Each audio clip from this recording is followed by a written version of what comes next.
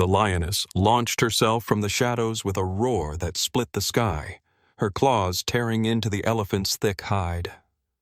Blood sprayed across the trampled grass as the elephant recoiled, not in rage but confusion, his massive frame lurching backward from the sudden assault. The cub, barely alive and smeared in mud, staggered toward them. And in a single breathless second, it did something that no one, man or beast, could have expected. But what happened next will shock even those who thought they'd seen everything. But first, let's go back to the beginning. Gravity. The air hung heavy with heat, distorting the horizon in shimmering waves.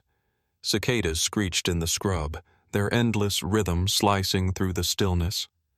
In the heart of the parched Serengeti, where the red dust clung to every blade of grass, the once thriving waterhole had dwindled into a shallow, treacherous bowl of muck and silt. Flies danced on its surface. Around it, cracked mud told stories of past migrations, of zebras, wildebeests, and elephants who had once quenched their thirst here and moved on. But not everyone moved on. At the edge of the basin, tiny claws scrambled against slippery clay. A lion cub, its fur matted, its ribs showing through paper-thin skin, had stumbled into the depression during an aimless trot, the kind only the very young attempt. The basin's incline, subtle from afar, was a trap in disguise. Each time the cub attempted to climb, its paws sank back into sludge. It cried out again, but its voice was faint, gurgled by exhaustion and panic. Vultures circled high above, their lazy spirals an omen. Some distance away, beneath the dappled shade of a sprawling baobab, Hank stood motionless.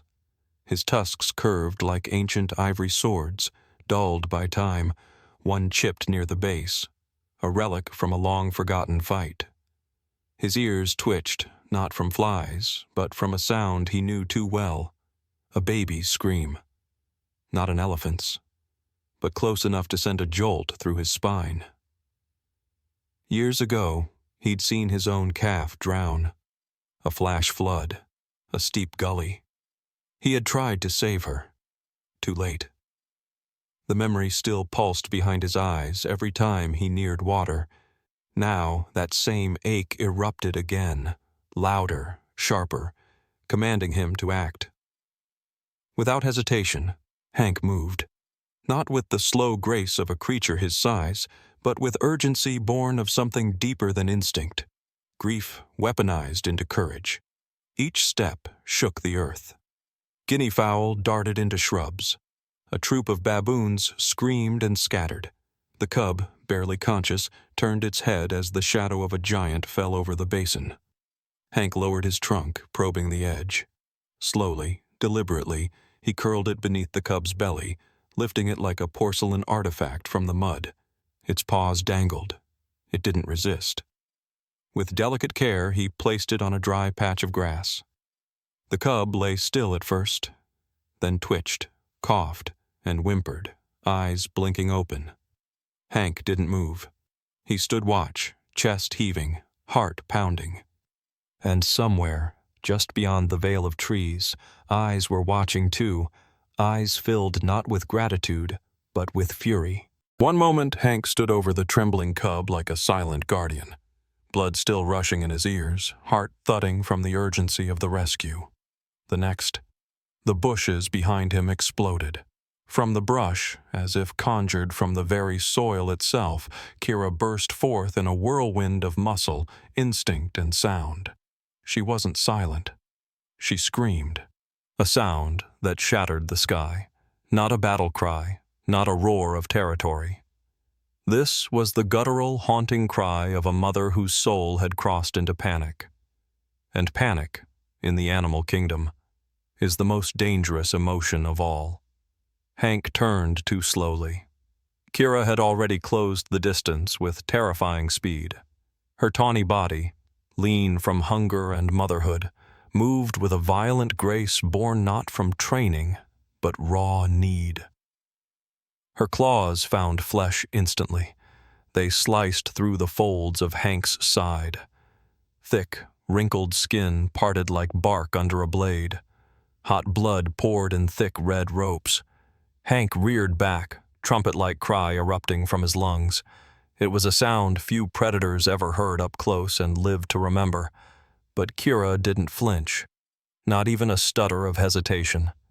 To her, the world had narrowed to a single image, the one her eyes had caught just seconds earlier. Her cub, too still, too silent, lying beneath the shadow of a predator 10 times its size. She hadn't seen the rescue, hadn't heard the panic in the elephant's footfalls, hadn't sensed the gentleness in his movements.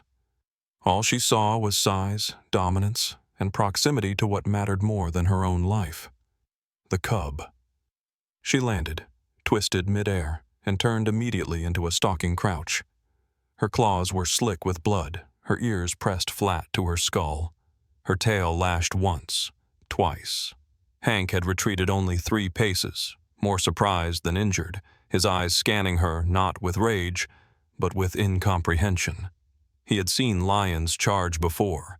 He had fought off packs of hyenas, driven buffalo off with a trumpet and a swipe of his tusks. But this was different.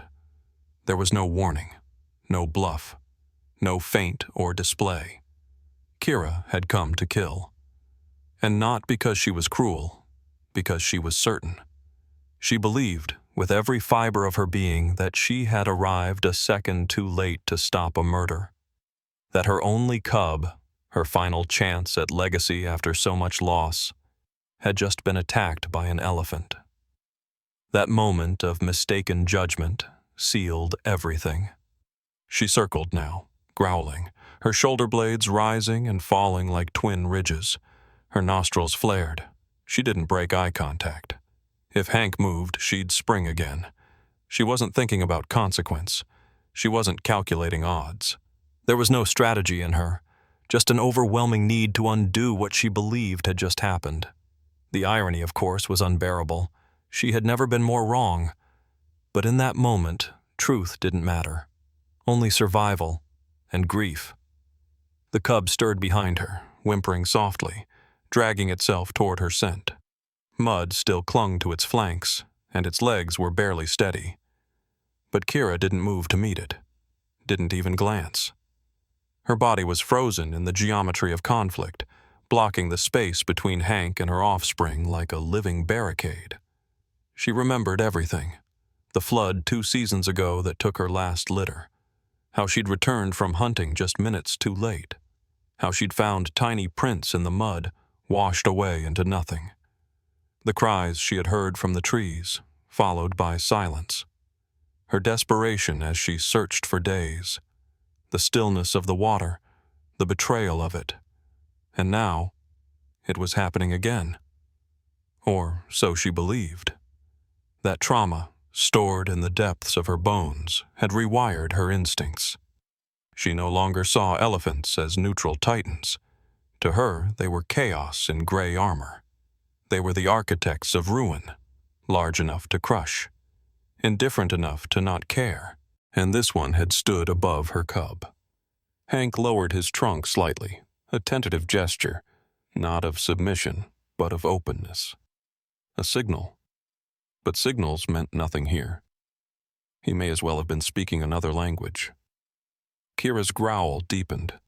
Her lips curled back to reveal long, yellowed canines. Her paws flexed. Her eyes stayed locked on him. Wild, glassy, unreadable. But they weren't empty. No, they were filled with a blazing, desperate sorrow masquerading as rage. She wasn't attacking a savior. She was punishing a ghost. To the casual observer, it might have seemed like madness, an act of blind violence against a gentle giant who had done nothing but help. But there was nothing blind in Kira's aggression. Her vision was too sharp, too colored by loss. Hank, for his part, remained still. His wound bled steadily. His flanks rose and fell. He was old. He had known war, had led his herd through drought and death. And yet never had he faced a moment so fragile, where a single move, one wrong shuffle of a foot, could mean escalation. Not just for him and Kira, but for everything that grazed this stretch of savanna. A lion and an elephant locked in mortal combat would send ripples through the ecosystem. A clash of titans was not a personal affair. It was war, and neither of them truly wanted it, but neither could walk away. Between them, the cub mewled again. That soft, high-pitched sound, barely audible above the wind, might as well have been thunder. Kira's ears twitched. For the first time, her gaze broke, just for a second. Her pupils narrowed. Her breath hitched. The cub was alive and moving. Not dead, not crushed. Kira didn't relax, but something shifted. A fraction. Still, her stance remained rigid. Her claws did not retract. Her shoulders did not lower. Her mouth did not close. Because the truth, that Hank had saved her cub, had not yet reached her. That would take time. A different chapter. For now, what mattered most was the unbearable irony that two creatures, each shaped by grief, each acting from love, had collided in a moment that neither of them wanted. The real enemy was never present. It was memory. Trauma. The ghosts of drowned calves and lost cubs. And so they faced each other, bloodied, breathing, waiting. Two broken guardians. Two righteous beasts, each convinced they were the only ones standing between life and death. The sun burned overhead. The silence pressed in again, and the wind carried no answers, only the scent of blood and the heavy, unbearable weight of misunderstanding. The heat still shimmered over the plains, but the energy had shifted. It wasn't stillness, not quite. It was tension suspended, held taut like a string pulled between two hearts broken by different tragedies. Kira remained coiled, her breath shallow, ears still pinned in suspicion.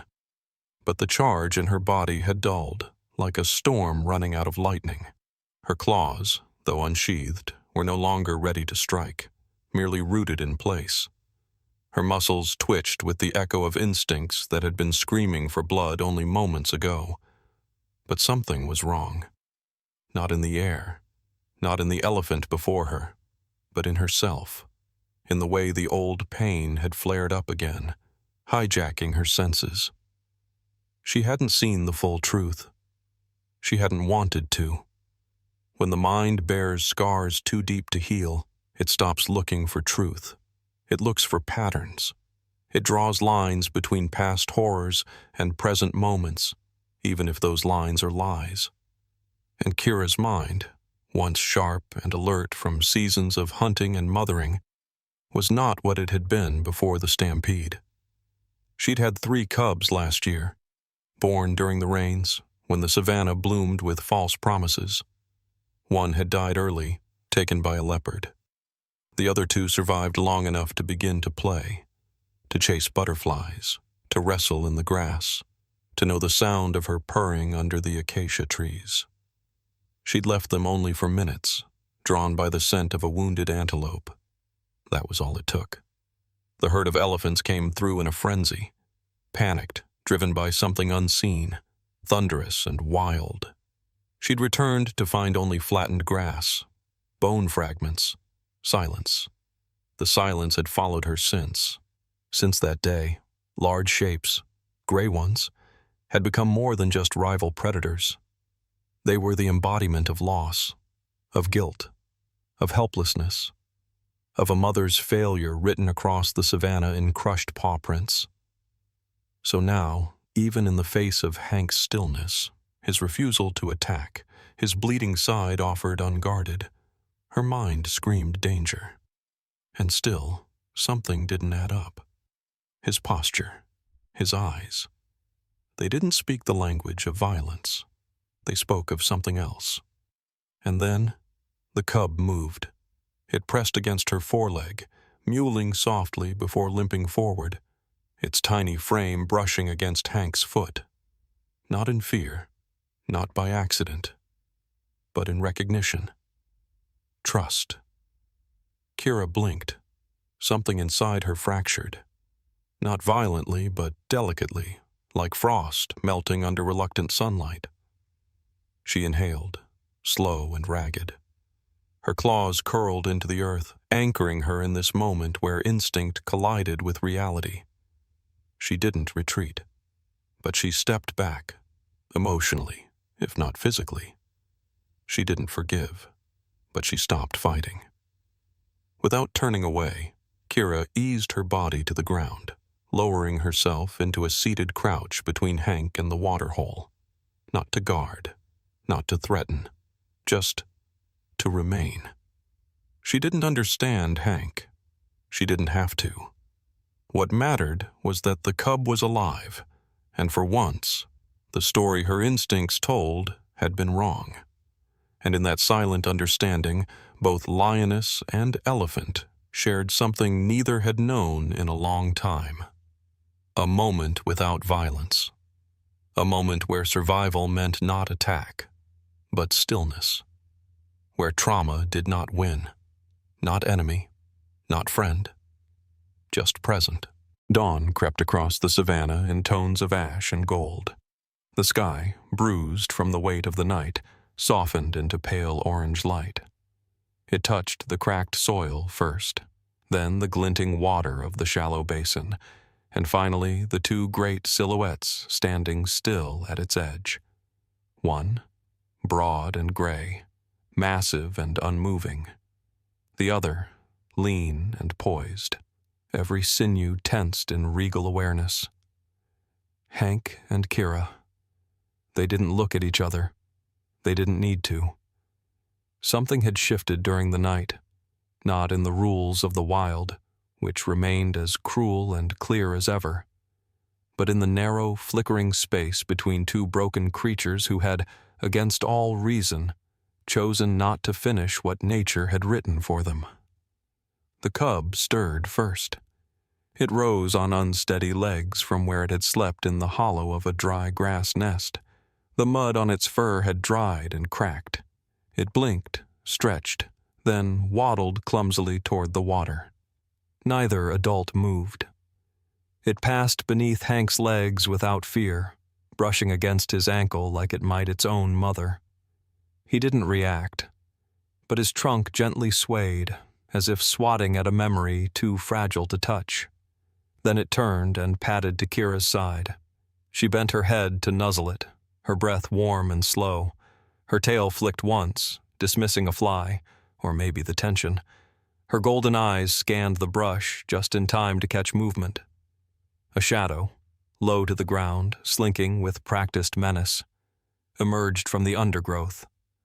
A hyena. Kira was a blur. No growl, no warning. She exploded forward like a thunderclap. The hyena yelped, turned tail, and vanished before its paws touched water. The cub watched in awe. Hank, without shifting a step, brought his massive foot down once. A single stomp, not aggressive, declarative. The ground vibrated. In that gesture, something ancient passed between them. A boundary drawn not in blood, but in shared vigilance. There were no alliances in the wild. Not really. But there were moments. And for this moment, lioness and elephant stood not as adversaries, but as sentinels, keepers of something delicate and newly alive.